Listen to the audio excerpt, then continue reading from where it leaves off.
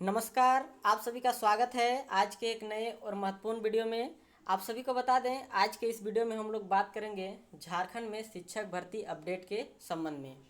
इसके संबंध में पिछले ही वीडियो में हमने बात किया था, जिस पर जेएसएससी के द्वारा पीजीटी पर फिर से 4 अलग अलग जो विषय है जिन सभी पर रिजल्ट प्रकाशित किया गया है।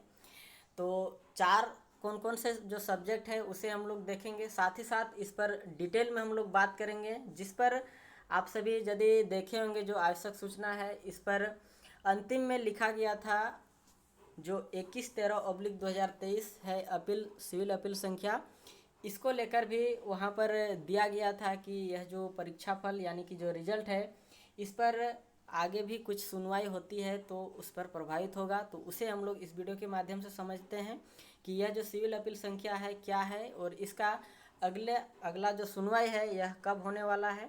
साथ ही साथ और एक चीज़ इस पर लिखा गया था, जिस पर जो पूर्व में जो रिजल्ट प्रकाशित किया गया था जेएसएससी का, उस पर कहीं ना कहीं उनका अलग कैटेगरी पर चयन किया गया था। लेकिन अब यहाँ पर जो कल परसों जो भी जारी किया गया है यह आवश्यक सूचना, उस पर अब कहीं ना कहीं जो कैटेगरी है उसको अलग कैटेगरी पर चयन किया गया है वैकेंसी के द्वारा। तो उसे भी हम लोग इस पर समझेंगे कि क्या कुछ इस पर मामला है।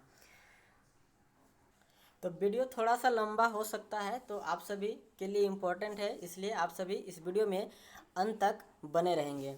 आपको बता दें कि जो रिजल्ट प्रकाशित किया गया है अभी झारखंड पीजीटी को लेकर, इस पर 4 विषय का रिजल्ट आया है। आपको एक एक करके बता रहे हैं, जिस पर फिजिक्स का है, केमिस्ट्री, जीव विज्ञान और भूगोल, इन सभी जो 4 सब्जेक्ट है जिन सभी पर अब फिर से रिजल्ट प्रकाशित किया गया है। इस पर आप सभी को हमने बताया था जो अलग अलग जो विषय है इस पर कितने कितने संख्या पर चयन किया गया है। आप एक बार फिर से देख सकते हैं, जिस पर जो फिजिक्स है इस पर अनारक्षित पर 3 है, अनुसूचित जनजाति यानी कि एसटी पर 2 है, और साथ ही साथ BC1 पर आप सभी यदि देखें तो 3 कैंडिडेट का चयन है, और BC2 पर 3 कैंडिडेट, और जो EWS है इस पर 6 कैंडिडेट। इतने सारे जो कि रिजल्ट प्रकाशित किए गए हैं। और जो बैकलॉग पद है इस पर एक पद पर चयन किया गया है BC1 पर, और इसी पर जो कार्यरत शिक्षक थे उन सभी के संबंध में यह कहा गया है कि अनरिजर्व में 1 है, BC1 पर टोटल 4 है और BC2 पर 2 है। इतने कैंडिडेट का जो कि चयन किया गया है। और अब यहाँ पर एक महत्वपूर्ण रूप से आप सभी के बीच में अपडेट है, जो कि हमने पिछले वीडियो में नहीं बताया था, बहुत किसी का कमेंट आया था, इसलिए हमने यहाँ पर लेकर आया है। देखिए दूसरा नंबर पर क्या कुछ कहा जा रहा है। आयोग द्वारा सम्यक विचारोपरांत लंबित परीक्षा फल के संबंध में लिए गए निर्णय के उपरांत मेधा सूची में उत्पन्न स्थिति एवं निःशक्त जनों के चयन कोटि में हुए टंकन त्रुटि के आलोक में भौतिक शास्त्र विषय के लिए दिनांक 3/3/2024 देख लीजिए, 3/3/2024 को प्रकाशित परीक्षा फल में निम्न संशोधन किया जाता है। यानी कि 3 मार्च को इस पर जो कि रिजल्ट प्रकाशित किया गया था, और अब यहाँ पर यह कहा जा रहा है कि त्रुटि जो भी था टंकन त्रुटि, अब इस पर संशोधन कर दिया गया है। तो इसको भी हम लोग अंतिम में समझेंगे कि क्या कुछ कारण है जिस कारण से यह जो संशोधन की जो बात है यह कहा जा रहा है। अब यहाँ पर यदि हम लोग सबसे पहले देखें रोल नंबर को, तो देख सकते हैं आप सभी, इधर एक साइड आप सभी का रोल नंबर दिया गया है, और पूर्व में जो प्रकाशित आप सभी का जो परीक्षा फल है कौन से जो कैटेगरी है इस पर चयन किया गया था, और अब यहाँ पर जो संशोधित जो परीक्षा फल है इस पर यह जो कि चयन किया गया है। तो देखिए सबसे पहले तो यहाँ पर यह कहा जा रहा है कि जो पूर्व में जो रिजल्ट प्रकाशित किया गया था उस पर अत्यंत पिछड़ा वर्ग 1 यानी कि BC1 पर जो अंधापन एवं कम दृष्टि के कैटेगरी है, डिसेबिलिटी का कैटेगरी, इस पर चयन किया गया था। लेकिन अब यहाँ पर जो चयन जो संशोधित परीक्षा फल लिखाया गया है जेएसएससी के माध्यम से, इस पर अब यहाँ पर यह कहा जा रहा है कि बहरापन एवं श्रवण निषकता, और इस पर नियमित रिक्ति पर जो रिजल्ट है यह प्रकाशित किया जा रहा है। इस तरह करके आप सभी यदि यहाँ पर देखें तो पूर्व में प्रकाशित जो रिजल्ट है उस पर अन्य कैटेगरी था और अब यहाँ पर अन्य कैटेगरी पर दिखा रहा है। तो इस पर कहीं ना कहीं एक सवाल का भी विषय है कि क्या कुछ कारण रहा कि उस समय, चाहे वो डॉक्यूमेंट वेरिफिकेशन को लेकर हो, आप सभी को पता होगा कि रिजल्ट आने से पहले तो एक बार डीवी होता है जिस पर बहुत सारे जो जांच की जो प्रक्रियाएं हैं वो होता है। फिर उसके बाद रिजल्ट प्रकाशित किया जाता है, फिर उस पर भी फिर से अच्छा से जांच किया जाता है, तब उसके बाद जो जिला का जो अलॉट है वह भी कर दिया जाता है। तो कहीं ना कहीं बार बार इस पर जो जांच है यह प्रक्रिया होता है। फिर भी यहाँ पर कैसे इस पर त्रुटि हुआ यह अब तो विभाग ही जाने, क्योंकि इतने सारे जो गलतियां हैं यह होने के बावजूद अलग अलग जो कैटेगरी है इस पर चयन कर दिया गया था और अब जाकर इस पर संशोधित कर रहा है जेएसएससी। यहाँ पर यदि उसको भी हम लोग अंतिम में समझेंगे कि इस पर क्या कुछ कारण भी जेएसएससी के द्वारा दिया गया है। तो देखिए, यह तो आप सभी देखें जो डिसेबिलिटी है उसके संबंध में।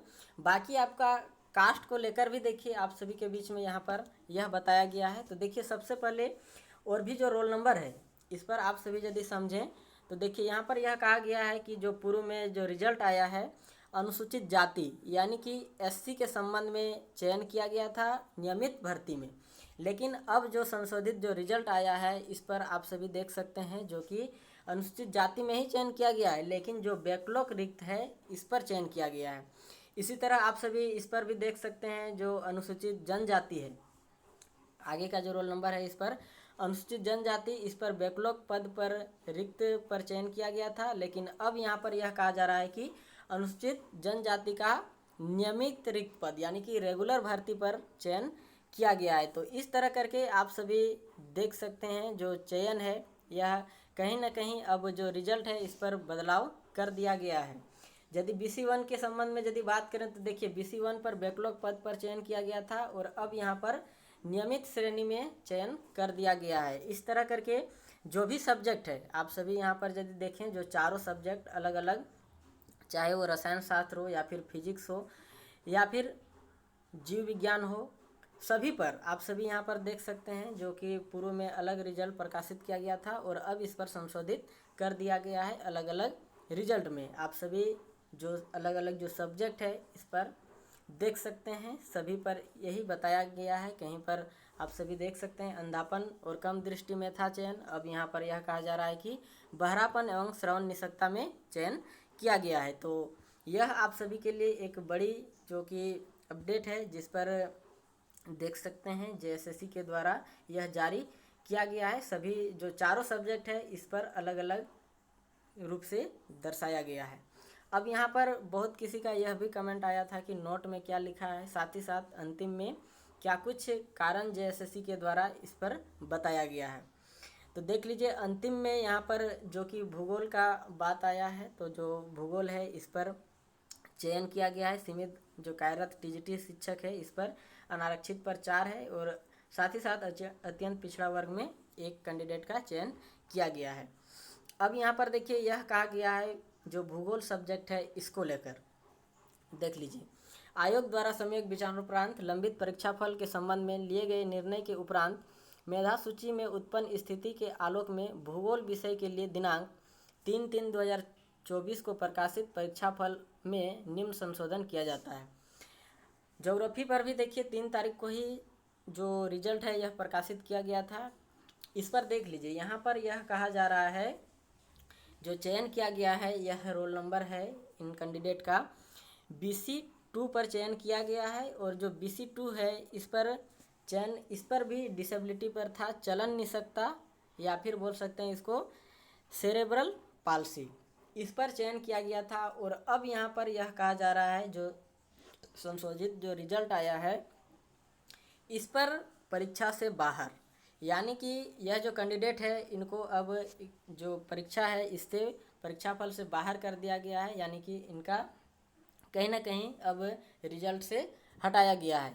तो इसे आप सभी यहाँ पर जो कि समझ सकते हैं और नोट में देखिए क्या कुछ लिखा गया है, इसे यहाँ पर आप सभी समझें तो यहाँ से आप सभी के लिए महत्वपूर्ण चीज़ें निकल कर आ रहा है। देखिए परीक्षा विवरणिका की कंडिका 3, यहाँ पर आप सभी समझें तो कंडिका 3 टिप्पणी के आलोक में सरकारी माध्यमिक विद्यालय में निर्धारित अर्हता प्राप्त 3 वर्षों के अनुभव। देख लीजिए यहाँ पर जो कार्यरत शिक्षक है इसी को लेकर बात किया जा रहा है। 3 वर्षों के अनुभव रखने वाले शिक्षकों के लिए आरक्षित पदों पर योग्य शिक्षक पर्याप्त संख्या में उपलब्ध नहीं होने की स्थिति में इन आरक्षित पदों पर सीधी नियुक्ति की कार्रवाई की गई है।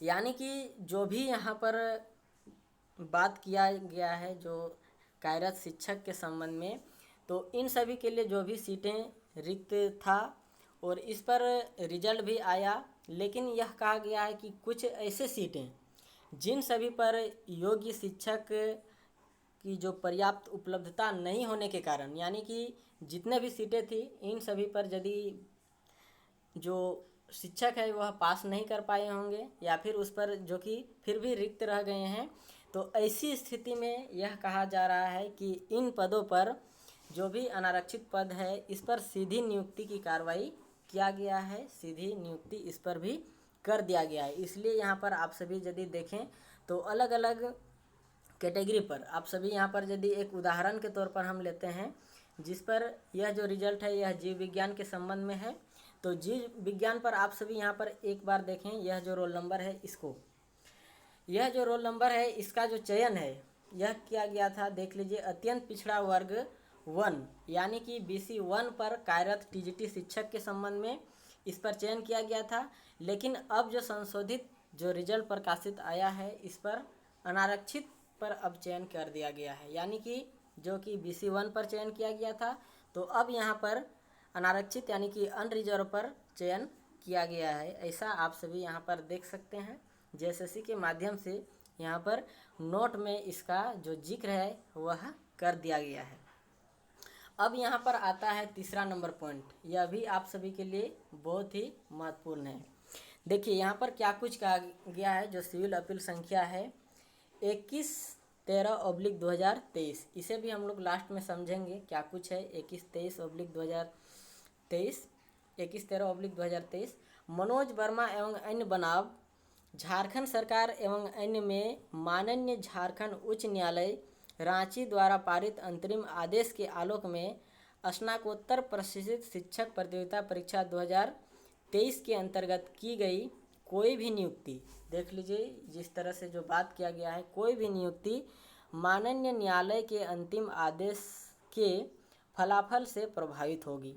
यानी कि यह जो सिविल अपील संख्या है इस पर झारखंड हाई कोर्ट के द्वारा कुछ भी यदि सुनवाई होता है या जो वैकेंसी है इसके रिगार्डिंग, चाहे वो हटाने की हो या फिर कुछ भी हो जाए, रद्द होने की हो, कुछ भी जो आ सकता है सुनवाई, तो यह कहीं ना कहीं यह विज्ञापन है इस पर प्रभावी होगा। यह विज्ञापन जो है PGT का इस पर प्रभावी होगा। तो इसे हम लोग समझेंगे क्या कुछ है यह जो सिविल अपील संख्या, उसे भी डिटेल में समझेंगे। उससे पहले हम लोग एक बार 4 नंबर जो पॉइंट है इसको भी समझ लेते हैं। देखिए यह कहा गया है कि उक्त विषयों से संबंधित कोटिवार अंतिम चयनित अभ्यर्थी का नॉर्मलाइज प्राप्तांक एवं अभ्यर्थी के स्वयं का नॉर्मलाइज प्राप्तांक आयोग के अधिकृत वेबसाइट पर यथाशीघ्र प्रकाशित की जाएगी। यानी कि आप सभी यदि देखें तो जो झारखंड PGT है इस पर चयन तो कर दिया गया है, सभी जो सब्जेक्ट है इन सभी पर आप सभी देखे होंगे। रिसेंट में हाल फिलहाल 1500 शिक्षकों को इस पर नियुक्ति पत्र दिया गया है, लेकिन अंतिम रूप से जो भी चयनित अभ्यर्थी हैं, चाहे वो कितने नंबर पर चयन किया गया है या फिर कितना उनका नॉर्मलाइज मार्क्स आया है, वह अभी तक JSSC के माध्यम से जारी नहीं किया गया है। तो यह यहाँ पर कहा जा रहा है कि यथाशीघ्र इस पर प्रकाशित किया जाएगा। यानी कि आप सभी को अंतिम रूप से जो कटअप है और जो नॉर्मलाइज मार्क्स है वह आप सभी के बीच में JSSC के माध्यम से यथाशीघ्र प्रकाशित किया जाएगा, यानी कि आप सभी को दिखाई देगा इसके संबंध में।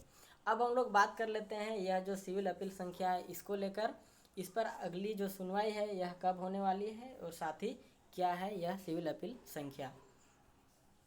तो आप सभी यहाँ पर देख रहे होंगे जो झारखंड हाई कोर्ट है इसका स्टेटस यहाँ पर आप सभी के बीच में लेकर आए हैं। जिस पर आप सभी के बीच में जो सिविल अपील संख्या है उसे यहाँ पर आप सभी देख सकते हैं 21/13/2023।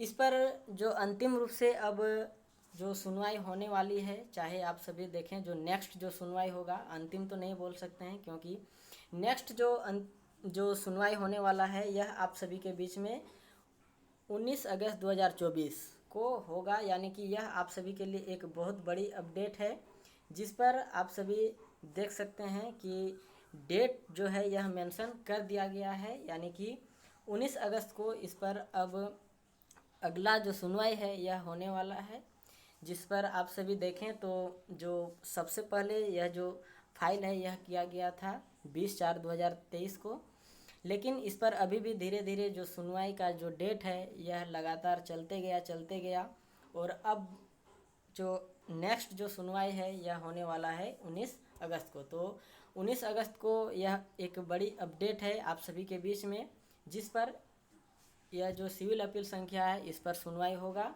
तो आप सभी इस पर ज़रूर वेट करें। यह जो सुनवाई है, अंतिम रूप से यदि हम लोग सुनवाई की बात करें, यह जो सिविल अपील संख्या है इसी पर, तो जो अंतिम रूप से इस पर जो सुनवाई हुआ था आप सभी के बीच में देख सकते हैं, जो कि 16 जून का यह अपडेट है, जिस पर जो यह ऑर्डर है यह निकल कर आया था। आपको बता दें कि यह जो ऑर्डर है, पिटिशनर आप सभी देख सकते हैं, नाम दिया गया है मनोज वर्मा एंड अदर्स बनाम है the state of Jharkhand and other.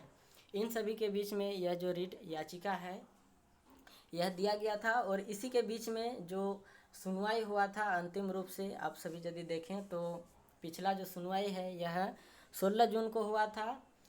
आपको बता दें कि यह जो सिविल अपील संख्या है किसके रिगार्डिंग है। तो यह जो सिविल अपील संख्या है आप सभी देख सकते हैं जो 21/13, यह BC2 को लेकर है। यानी कि जो बैकवर्ड कास्ट आप सभी यदि समझें तो जो बैकवर्ड कास्ट 2 को लेकर, यानी कि जो BC2 पर आप सभी जो विज्ञापन निकाला गया था, इस पर देखे होंगे जो सीट था जिस तरह से मेंशन, उसके अनुसार जो भी BC2 को सीट होना चाहिए था उस तरह से सीट नहीं दिया गया था। आपको बता दें कि कुछ ऐसे भी सब्जेक्ट थे जिन सभी पर आप सभी देखे होंगे जो BC2 है, इस पर आप सभी को एक भी सीटें नहीं दिखाई दिया होगा। क्या कुछ कारण था जिस पर इस पर सीटें भी आप सभी को नहीं दिखाई दिया गया था, जिस कारण से यह जो रीट है, यह जो केस फाइल है यह करना पड़ा था। तो आप सभी को बता दें कि झारखंड में जो BC2 है, इसको लेकर जो आरक्षण का जो भी नीति आता है BC2 पर, इस पर 6% का इस पर आरक्षण दिया जाता है। झारखंड का यह रूल है। और जो BC1 में आते हैं उन सभी के लिए 8%। यानी कि यह जो आरक्षण की जो नीति है यह आप सभी को पता होगा कि झारखंड में BC1 और BC2 को लेकर, जो BC1 है इस पर 8% और BC2 जो है इस पर 6% आरक्षित रहता है, कोई भी वैकेंसी हो उन सभी पर पद का लेकर। लेकिन यह जो निकाला गया था झारखंड PGT, तो जो झारखंड PGT निकाला गया था इसमें भी आप सभी के बीच में जो बैकवर्ड कास्ट 2 है इस पर भी 6% का आरक्षण होना चाहिए था।